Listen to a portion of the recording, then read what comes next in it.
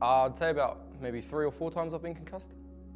I think the ball spilt out of a ruck and I went down to take cover onto it, and I copped a knee to the back of the head, and then I was out cold for about, it wasn't too long, maybe 3 to 5 seconds.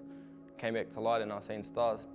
Our strapper, who was the medic at the time, he just came on and tried to pull me off as soon as that happened to so I couldn't get that blue card, just to kind of roll on, and then no restriction on when I could come back. By then the ref was right on me, asking me the questions, where was I, how many fingers was he holding up. He was saying that he could see my eyes just rolling to the back of my head, which was a bit of an indicator that I was out. So then that's when he pulled out the blue card, I think. So I had to go straight off, and then my manager was looking at me quite closely, just making sure I was all right, and if I was getting stomach pains, to take me to the hospital. Yeah, because I ended up getting a bit of stomach pains, but he said just hold on and wait a couple of hours, and if it's still there, then you go.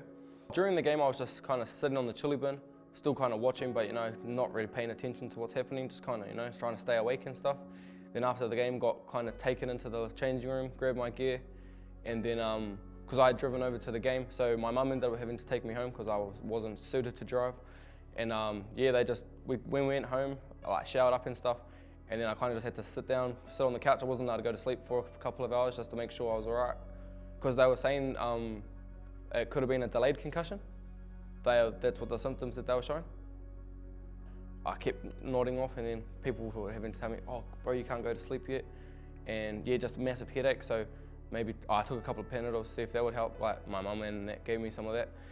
But yeah, just massive headaches, really. Oh, and I had a real sore stomach as well, but that kind of ended before I went to sleep that night.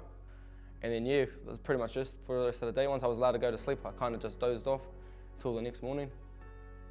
I had woken up on the Sunday, and I couldn't, we tried to get into the after hours, but they were too booked. We went there and it was too booked.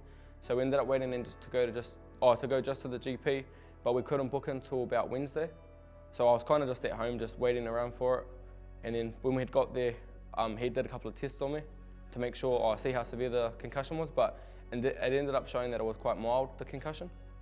Yeah.